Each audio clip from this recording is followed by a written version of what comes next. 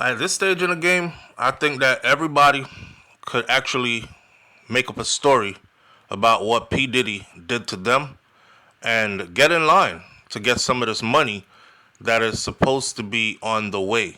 See, they've decided that they're going to take away everything that he owns, the private jets, the yacht, the mansions, all of that. So all that asset will be liquidated, and all the resources, all the money from it will be doled out to the people who will be considered victims or alleged victims. Class action type, lawsuit type thing. So people are getting in line and they're making things up. And I mean, damn. I'll say it again. I hope the real victims, if there are any real victims, I hope they get justice. But the waters are very murky right now. You know what I mean? And we don't really know who's a real victim versus who's actually just out to get some money because of opportunity. Sean Diddy Combs, latest accuser, before we found out that he now has over 124 more cases, and there are over 3,000 plus alleged victims or people who have come forward to tell stories. Thalia Graves. It's a woman named Thalia Graves, and Thalia Graves was speaking out about her alleged attack and the trauma that she continues to suffer from her encounter with Diddy. She said, I have PTSD, post-traumatic stress disorder.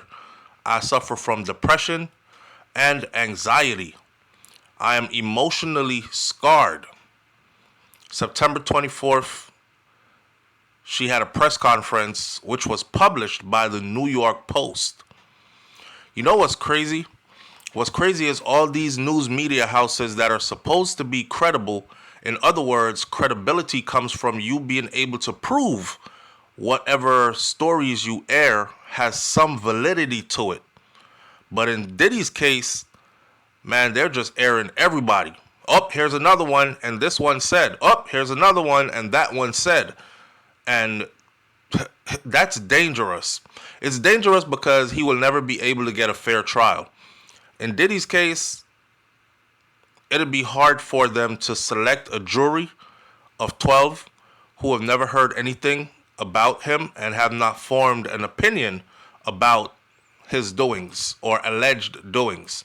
And they won't need any proof. You could just look online. There's a lot of people on social media in the inbox comment sections that are like, he's guilty, lock him up, throw away the key. They're not even asking for proof. Oh, here's another one, I believe her too, right? And it's dangerous in that way that mainstream media has taken. I said this before and I'll say it again. I don't know who he pissed off, but all his protection has been removed from around him. They have thrown him to the sharks, and he is out there in deep waters, swimming and fighting hard to survive. It's going to be interesting to see what the outcome of this is, because guess what? This too shall pass. I don't care if they give him 100 years in prison. This too shall pass. We'll get to the day when he will either beat these cases and they'll be behind him, or he will settle into a life of quiet life where nobody really knows him anymore, or, he will come back bigger, stronger than ever before and said, I told you, take that, take that, take that, bad boy. We don't know. But it's going to be interesting to see what happens. Now, back to Thalia Graves. It has been hard for me to trust others. Thalia Graves is saying she suffers from PTSD, from anxiety. She is emotionally scarred. She can't trust other people. She can't form healthy relationships. She don't even feel safe in her own skin. She still has flashbacks and nightmares and intrusive thoughts that makes her feel like she is constantly struggling to survive. She reveals that sometime around 2001, she was assaulted, and it has taken a toll on her mental health and has remained a constant source of heartbreak. Wow. So every relationship she tried to move on in life with, get with somebody, build a solid relationship, this comes up, and this is the secret that keeps on tearing her apart, making her not able to commit, making her not able to form meaningful relationships, so on and so forth. Listen, 2001, we're in 2024. We're talking about 23, 22 years ago. She said it's a pain that goes to the very core of who you are, leaving emotional scars that may never fully heal. And she was crying while she was saying all this, wiping away tears, crying. Some of the hardest parts of this pain are the shame and the guilt I have experienced that plays a negative part in my day-to-day ability to be able to function properly. Now, all I'm hearing so far is just her talking about how it made her feel. I'm trying to get to what happened. I'm trying to get to where did you meet Diddy at? What were the circumstances of you meeting with this mogul?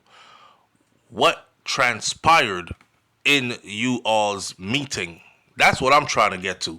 Because anybody could get up and say, I'm traumatized. I lost my mind. I was in a mental institution. It broke me all the way down. I've been hurting. I now have PTSD. I'm trying to recover, but it's hard for me to have meaningful relationships, blah, blah, blah, on and on. But what specifically caused it? We need details. And then on top of the details, we need some proof. Because honestly, with this P Diddy stuff, it's getting way out of hand. Over 3,000, almost 4,000 accusers. That means Diddy must have lived his whole life just doing that and nothing else. Where the hell would he have found time?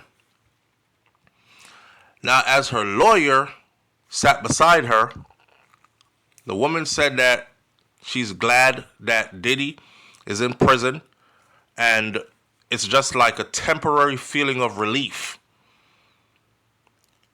Now, I'm still trying to figure out, a lot of people out here are saying, nobody knows this woman. Even Diddy's attorneys on his behalf, his circle of people, are saying these allegations, these are just money grabs, and this is just another one of the money grabs. This man does not know this woman. She does not know him. They've never had an encounter. I've never seen this lady before.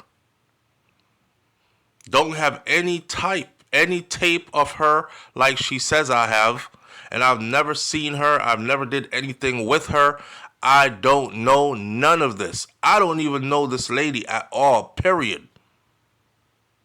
So her story is not like she even has a picture with him in a lobby somewhere of a hotel where we could say, she took that picture in the lobby. They probably went upstairs. Matter of fact, did he take you to a hotel? Because whatever hotel, they might have had a surveillance system. Back it up to the day. Whatever the case may be, she has absolutely no proof, just these words of accusation. This is why I'm telling y'all that it's starting to get real cloudy. I have never seen this woman in my life. Not like we had an encounter somewhere and she could spin it into something else. We simply have never, ever met. This is the bodyguard that has been Diddy's bodyguard from that period of time. The bodyguard also claimed that he has no relationship whatsoever to Diddy at the moment. U.S. Weekly confirms on Tuesday that Graves filed a lawsuit against Diddy and the head of his security, Joseph Sherman, claiming that Joseph Sherman actually helped Diddy to grape, Grape, her, in 2001. Apples, oranges, grapes. We're using grape, a fruit, so you know what we're saying, but we don't want YouTube to be like, oh, that's triggering, blah, blah. You know what it means, though.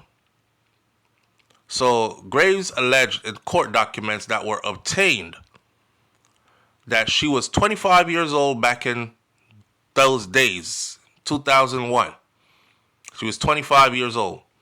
And she was lured by Diddy into a meeting with a man, with him and Sherman, who was Joseph Sherman, the head of his security. She claimed that she was then given a drink, and the drink was likely laced with something, and she lost consciousness briefly. She claimed that when she woke up, she was tied up, and Diddy and Sherman, him and his security, had already done their thing with her. So she wasn't conscious for any of it, but she knew that that happened. She also alleges that she learned that the men had recorded her while they were doing all this tour, and that they were showing it to other people. Now, if you're not in the inner circles of Diddy's life, how would you know that he was showing that recording to other people? Say, if it did happen. Diddy has yet to comment on the lawsuit, but he is currently locked up. And a wave of lawsuits have been coming at him, and I'm absolutely sure he cannot answer all of them, especially in the position that he is in right now. He was indicted on September 17th on charges of racketeering, conspiracy, sex trafficking by force, fraud or coercion, and transportation to engage in prostitution. See, it's that sex trafficking by force that they're trying to make stick. That 14-page indictment against Diddy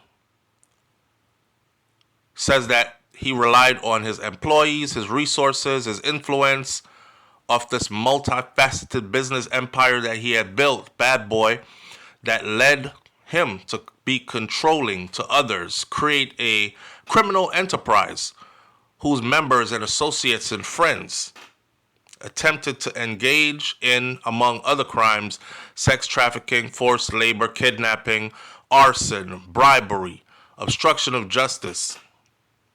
And some of these accusations date back to 2009. But here comes this lady with her accusation that dates back to 2001, way before the indictment accusations. I want y'all to leave your comments in the comment section below and tell me what you think about this one. Do you believe that every single thing that has been said about Diddy is the truth?